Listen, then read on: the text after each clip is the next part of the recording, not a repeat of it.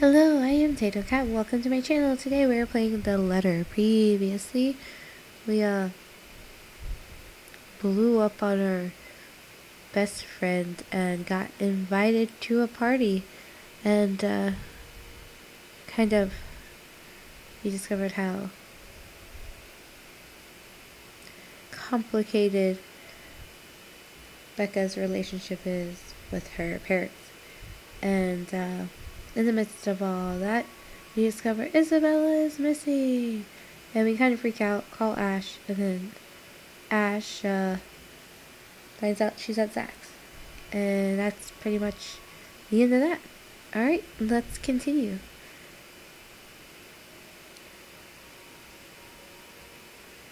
Yeah, we heard that part. Zach says it's an emergency, something happened last night. Emergency? He didn't put it in those exact same words, but it sounded like it. Ash? What really happened? Is Isabella fine? She's alright. She's safe. Zach let her stay the night after she... Look, okay. Z-Man wasn't clear about it, but let me handle this. I'll check on her. I'll bring her home.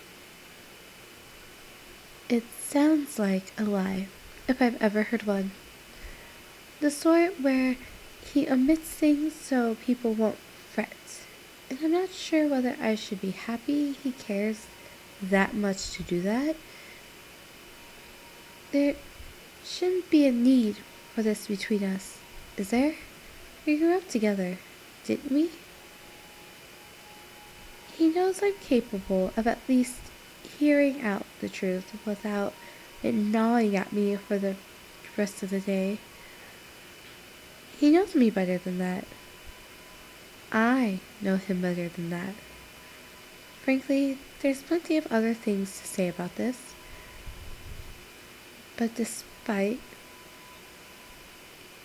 and after all the trouble he went through with how things are moving at the moment, only one thought occurs to me. What should I say? I can handle it. Sorry for the trouble.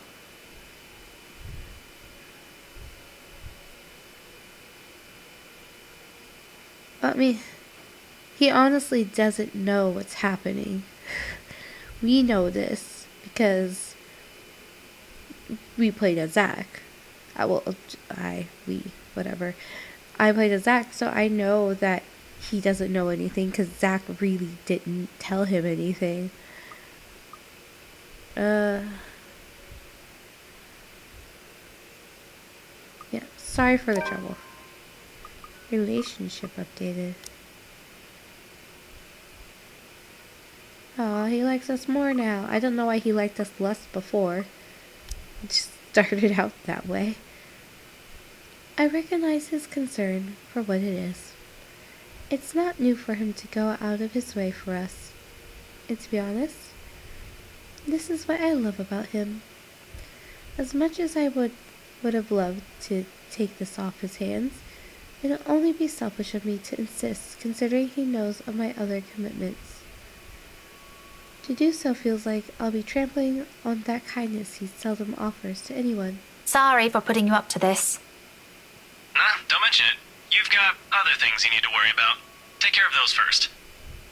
This is a small thing. I still owe you one. Oh, I can name a few things you can do about that. You know, there's this ice cream shop that opened near the movie house. I could use... Okay, let's stop right there. That's enough. On second thought, maybe I'll just think about it some other time. Harsh. Even the digital clocks are only right twice a day. Tisk, tisk, tisk. We both laugh, the sound lighter and more comfortable. Like the old days when a wayward 26-year-old is the bottom of the list we need to worry about. This is how we find common ground. We may not agree on a lot of things. We may see things the way the other does. We may see things the way the other does. Do you mean we may not see things the way the other does? But the give and take is something we've learned to get used to over the years. Whenever it's like this, confidence in him is the least I can offer as thanks. Really, thanks for this, Ash. I'll let you know what happened afterwards, I promise. I'll call you later. You have a good day. Bye. I admit, the way he puts it isn't comforting enough. He can be blunt like that. So many unknown variables, so many words left unsaid. I wish he'd simply laid them out, all in the open, because like this, I'm more inclined to think there's an exaggeration on the other's part. If it's from Zachary or Ashton, I don't know. In the end, all I can do is wait, go about my day, and hope for the best. Before leaving, I spare Isabella's room one last glance, disturbingly quiet now without her in it. I'll get answers from her later. For now, my concerns are best left here.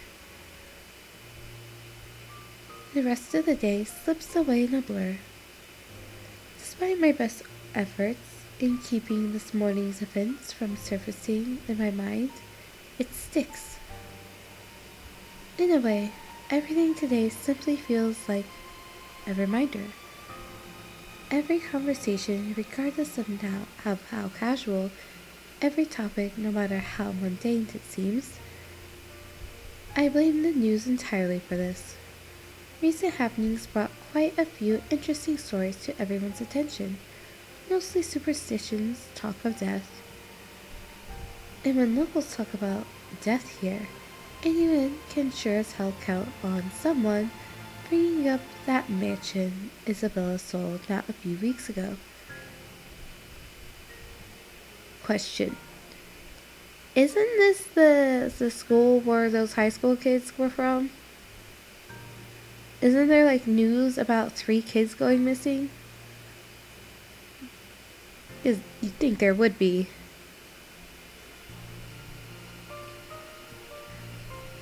Even my own students won't stop yapping about it. I think it's even worse when it was back up in the market. Now there are more stories. If this is the world reminding me of what matters, or simply because the atmosphere around this time of the year calls for it, I'd rather take the latter. At least then, I can be sure people will forget about it in favor of another set of holidays after. Nevertheless, and this may be a painful thing to admit, but listening to them is a pleasant distraction while waiting for Ashton's call. I hope he didn't forget. The school day's about to end soon. No, that's got nothing with what I heard. You always hear stuff. I'm not sure if half of them's even real. No, really. Rowan knows about it. He used to be in the same class with them. Oh, so they are going to talk about the students. I can hear you from back here, you know. Whatever, Rowan. Anyway, the story goes like this. There were 3 of them. They entered the mansion on a dare, and they were all never seen again. No one knows what happened to them, up to this day. Apparently they got murdered by a ghost. Scary shit, man. Cock and bull story. Calling it now. No, you don't get it. Why don't you ask Miss Gales then? Better yet, why don't you go inside the place? I'm betting my allowance you can't do it. I mean, well, you can't because people live there now, so that's just breaking and entering. Their talk immediately halts. I mean, it was breaking and entering before, but it's worse now that people actively live there. Like, those people can call the police, and they have valuable stuff in there. Which those kids should know about, right? Because the mansion being sold was a famous thing. Whatever. Their talk immediately halts when I look up. All of them suddenly pretend to be engrossed in their current activity. Still, a word to put a stopper to this nonsense is needed. Creativity and imagination fostered by these stories is one thing, but reckless ideas should be corrected before anything potentially tragic comes from it. Back to your worksheets, everyone. And I don't want to hear any talk of dares or going inside that mansion. It's private property now. You'd all better stay away from it before... Dot dot dot. At the noise, the whole lot of them go silent. You can almost hear a pin drop. The look on their faces would have made for a funny picture. That's irrelevant at the moment. If that is a student loitering around, someone's going to be in trouble. I'll be back. If you're done, you can leave your worksheets on my desk. Keep the noise to a minimum while I'm gone, okay? I can sense their eyes on me as I walk out the door. A muted kind of anticipation. A bit unnerving, but it's far more agreeable than the feeling of being watched I've been during these past few days. Class is still in session for the most of the rooms. In a few hours, once the final bell rings, however, this place will once again be filled with busy chatter and footfalls, an everyday cycle in itself. But, for the moment, I let the silence guide me, my ears focusing on whatever sounds there are or there will be, searching for that distinct clanging of metal. A good minute passes, and for a portion of it, only my steps echo through the halls, and another. I'm about to turn around when the sound of it halts my footsteps, still a little muffled and infrequent, but grows louder with each interval. With the hallway devoid of people, if I don't put a stop to it soon, it'll start disturbing the other classes still going on. Looking for it doesn't take long. All I do is follow the racket, and shortly I'm standing in front of a nondescript row of unoccupied lockers. Well, this can't be good. And from inside one of them, sitting in the middle, comes the noise. Annoyingly destructive, now that I'm facing it. Like someone's pounding on the metal door from inside, hoping to get out. Leaning forward, I try to get a glimpse through the horizontal slats of whatever's causing it.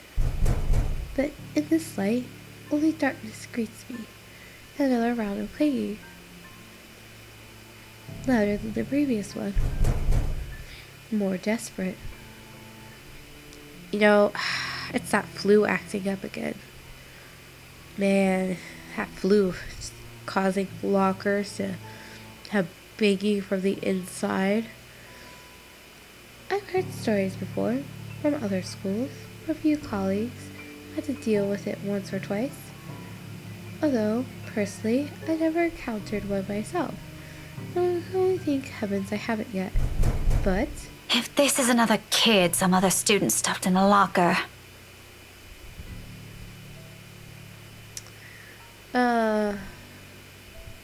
I don't think a child could fit in one of these lockers. I would have assumed an animal, personally.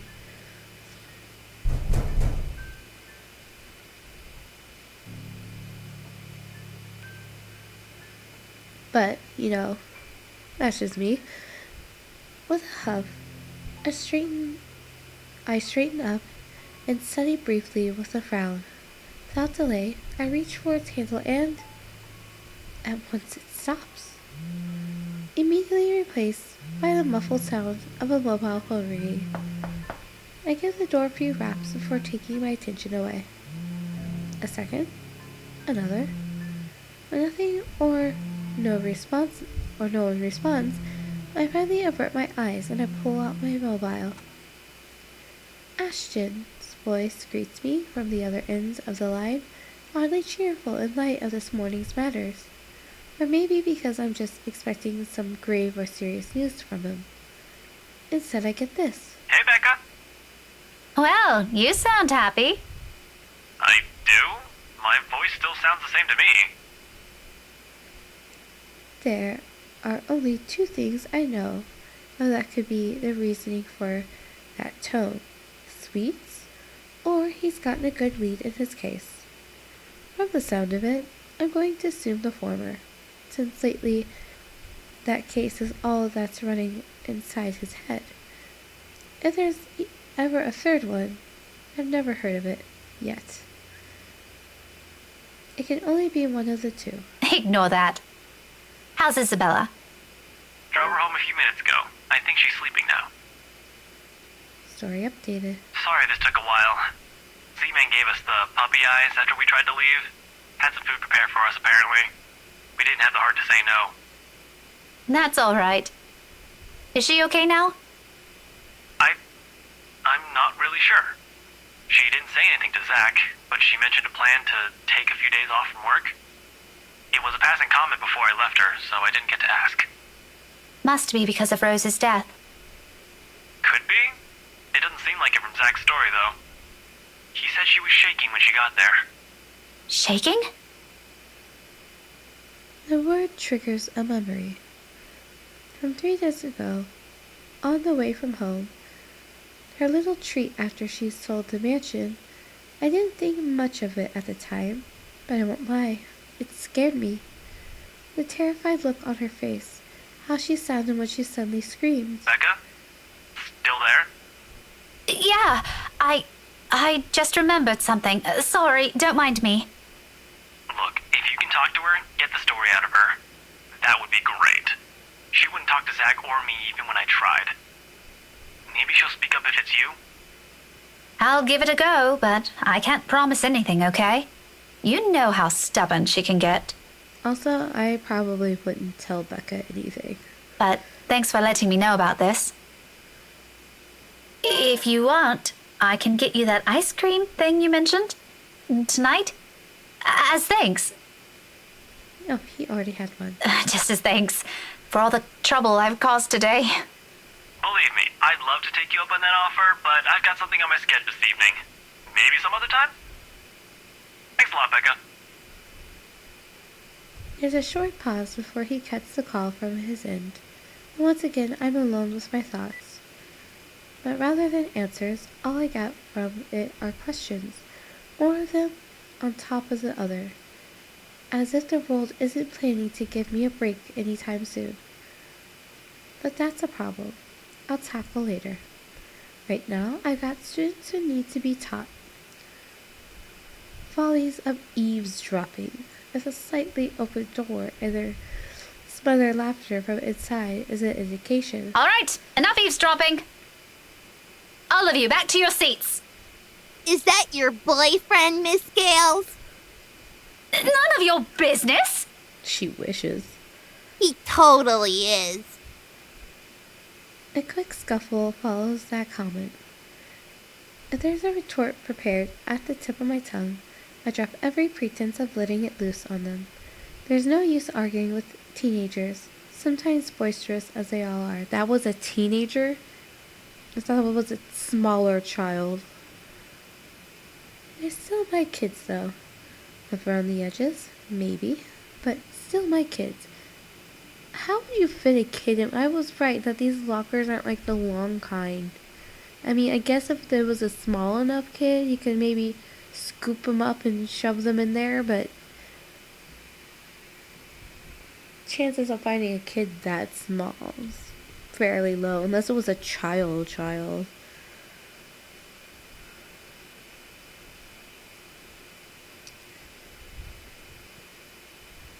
Shaking my head, I head back to my classroom with a smile, but not before taking a glance at the locker again. It hasn't made a sound since. Oh, must be the wind. Oh my god. Yes, because that's the logical explanation from inside of a locker. With no air coming out of the back side. Like, yeah, that's the wind. So without another look, I leave it alone.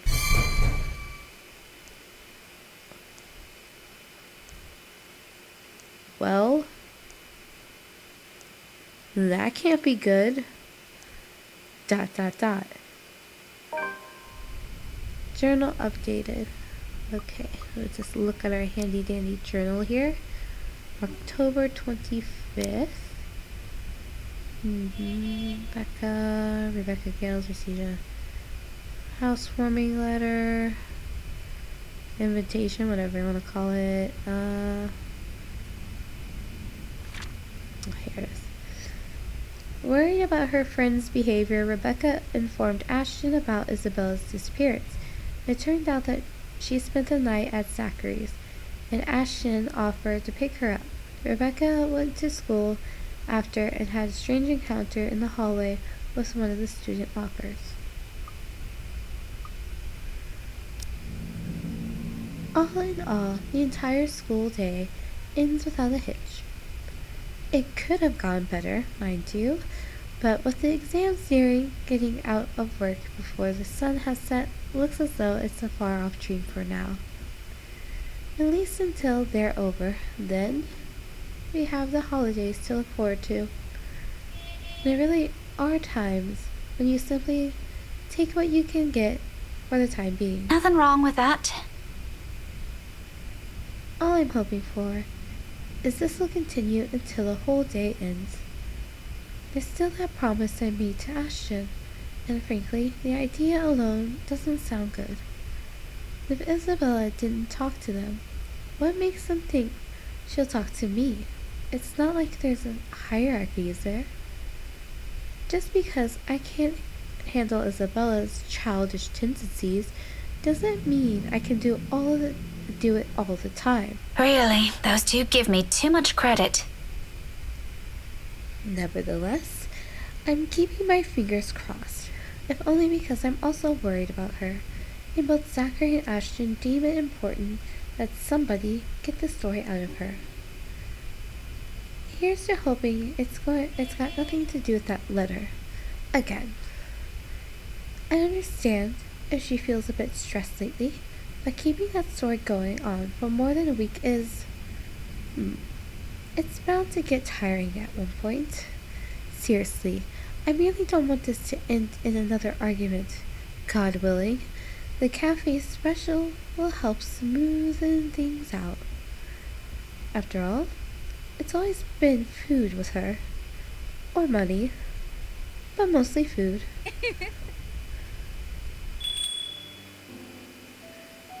At this hour, the cafe is usually filled to the brim with people. That's the reason Isabella and I rarely ever go here during the evening. It's simply too much of a hassle when we can prepare food ourselves in the comfort of our homes, and there really isn't much reason to eat out lately, not with life going on a busy streak. No time for long lines. Better spend that doing something productive, yes? Lucky there isn't one tonight.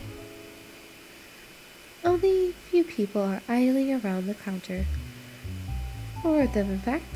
A woman in her 60s, a teenager busy with his phone. Both are just waiting to be served their orders. The other 2, a posh-looking man and a child, I immediately recognized as Kylie, appear to have not yet picked anything they want. For some reason, my stare lingers at the guy.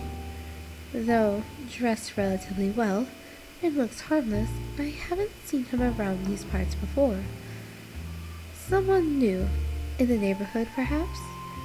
Even so, there's something familiar in him. It feels like I've seen him from somewhere before. We have. Becca, at the mansion. Apparently this is a famous dude. That also begs the question of why Kylie is with him. Of course, the girl easily takes a liking to anyone who buys her sweets, so it's both a bit worrisome and unsurprising. The blonde bloke doesn't look particularly thrilled with the company, though. I tear my eyes away from them soon enough once the guy at the counter appears ready to take my order. That, and I'd also hate to be accused of ogling strangers. 2, evening special, takeout. He's already punching the order before I even finish. saying my order out loud is really more of a formality's sake and made out of habit. He has known Isabella and I long enough that if we ever drop by here, he already knows it's always because I'm buying dinner for the two of us. I rarely visit here alone, if I can help it, but Isabella can sometimes be a bad influence. He gives me a small smile before leaving to prepare my order, while I fish for my wallet when... Look, you little ankle biter.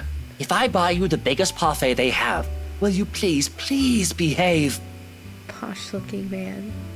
I would just like 10 minutes of peace and quiet.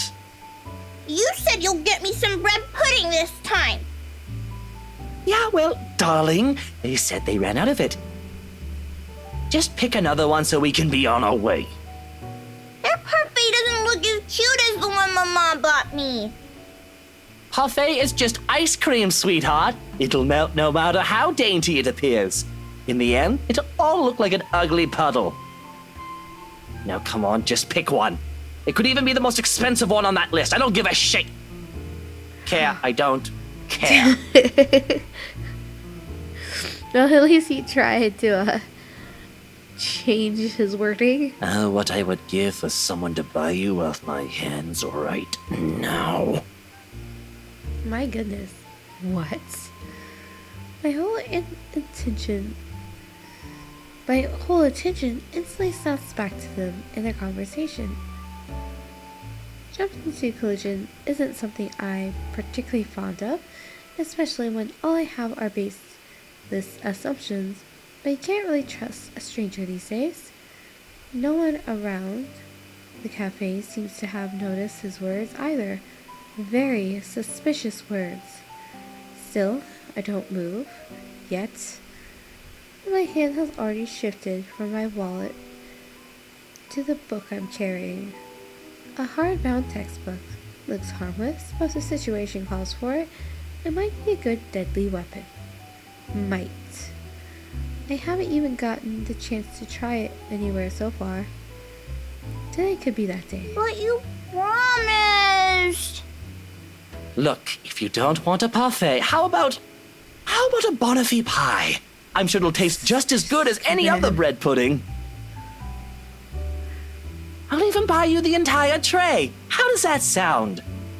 That's not what you said before. Well, sweetheart, adults change their minds sometimes.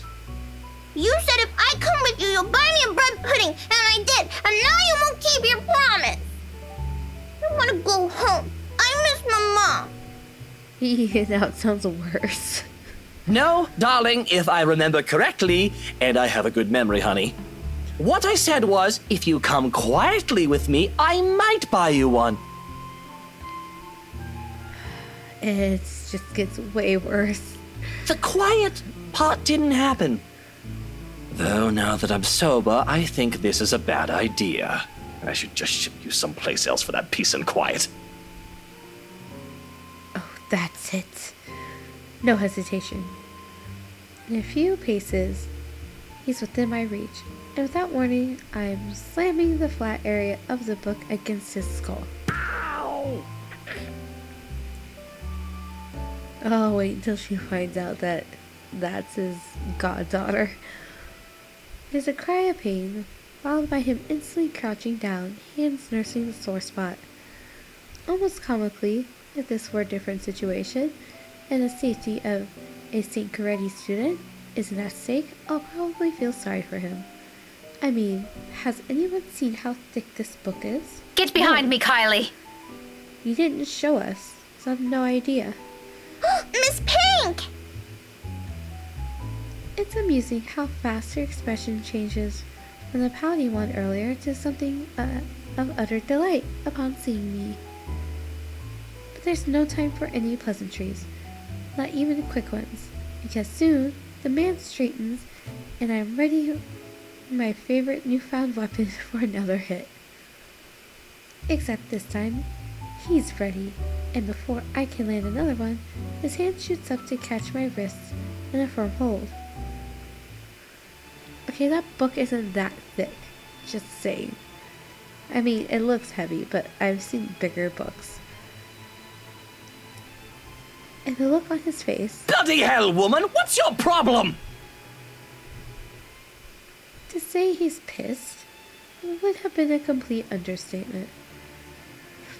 Well, we'll see where this goes in the next episode. If the situation clears up or if it just becomes messier. I am Tato Cat. If you haven't already, like, comment, subscribe. Have a wonderful morning, evening, afternoon.